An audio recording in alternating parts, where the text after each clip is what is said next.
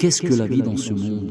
Ce n'est que chimère, mais la vie dans l'au-delà, c'est la seule vraie vie. Il ne faut pas me pleurer, mais au contraire, il faut être fier de moi. Ce n'est qu'un extrait de la dernière lettre de Ahmed Zabana avant sa mort.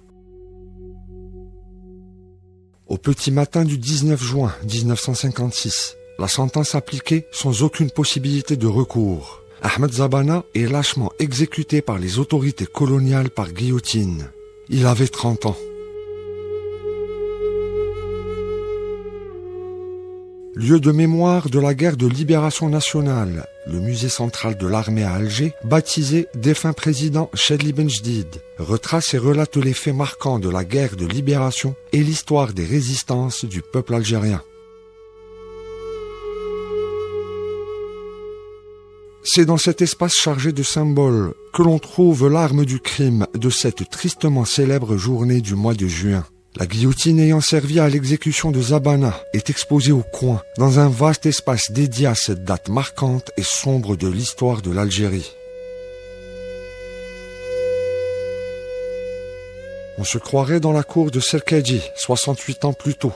Malgré la modernité de l'endroit, l'éclat des lumières, l'atmosphère est tout autre. Le temps semble figé. L'empathie pour Ahmed Zahana, le jour de son exécution, est instantanée et vivace.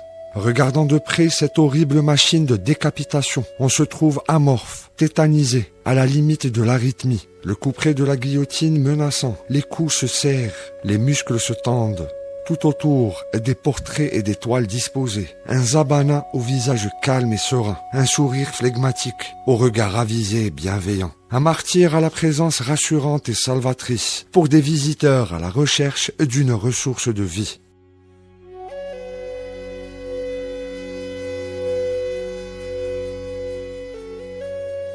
L'imposant buste en bronze reproduit la stature de l'homme. Perché sur son support, la statue de Zabana fait face à sa propre exécution. Une rétrospection éternelle à travers un décor quasi réaliste, dupliquant les derniers instants de l'heure fatidique.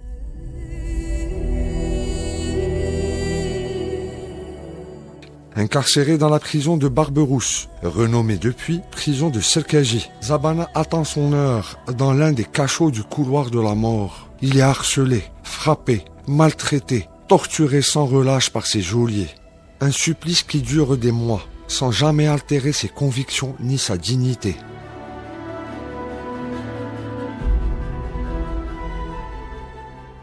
Habité d'une foi en Dieu et en la patrie inébranlable, Zabana quitte sa cellule et avance pieds et poings liés vers l'échafaud, lucide, placide et fier, escorté de ses bourreaux. Premier martyr à être guillotiné pendant la révolution algérienne. Son frère d'armes, Abdelkader Farraj, subit le même sort au même endroit 7 minutes plus tard. Une funeste liste de 222 chouhada exécutés de la sorte, dont 58 à Serkadji en seulement 5 ans. L'enfant de Mascara participe aux préparatifs du déclenchement de la révolution au sein des rangs de l'armée de libération nationale. Le 8 novembre 1954, il est arrêté en compagnie d'un groupe de soldats de l'ALN, dont Abdelkader Farraj, par les troupes coloniales françaises. Après un simulacre de procès, il est jugé et condamné à la peine capitale. Dans un sursaut prémonitoire, la veille de son exécution barbare, le natif de Jniyen Meskin adresse une lettre à sa famille dans laquelle il dit: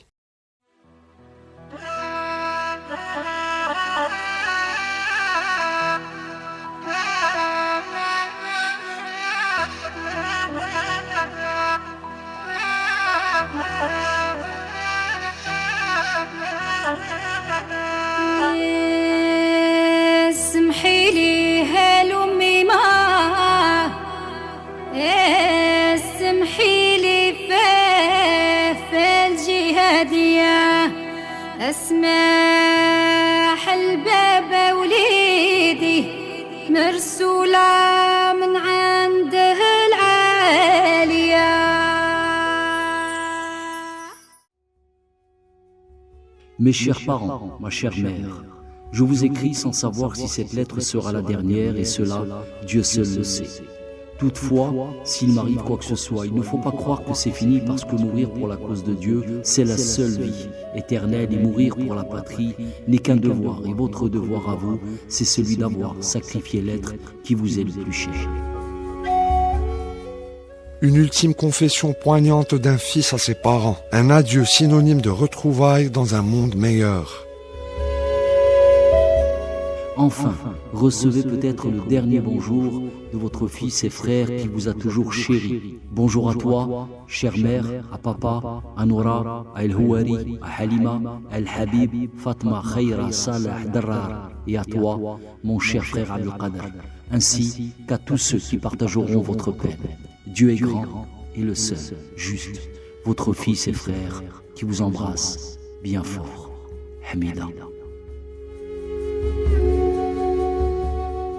Chargé de remettre le document acquis de droit, l'avocat d'Ahmed Zabana publie la lettre du shahid au lendemain de sa disparition. Le message posthume de Zabana diffusé a galvanisé la population, essentiellement sa jeunesse et les militants pour l'indépendance. Un électrochoc salutaire pour le peuple algérien, un revers sévère et brutal pour les autorités d'occupation.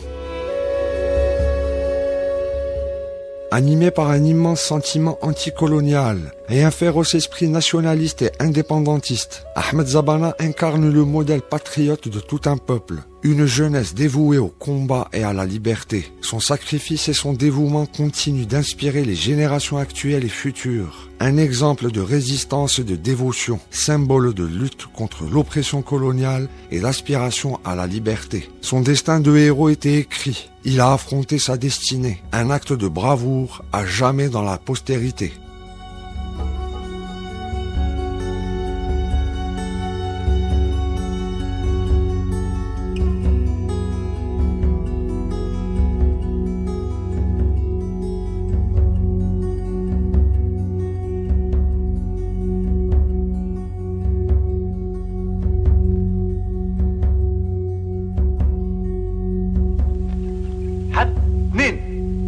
إخواني لا تنسوا شهداءكم من ضحوا لحياة البلاد.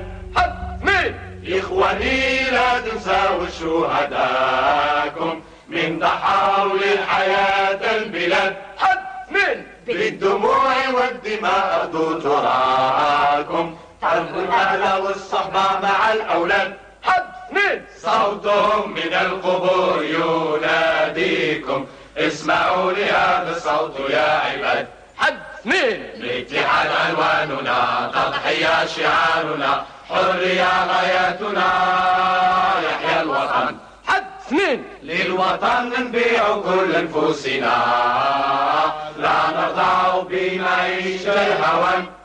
مين؟ الاتحاد عنواننا تضحية شعارنا حرية غايتنا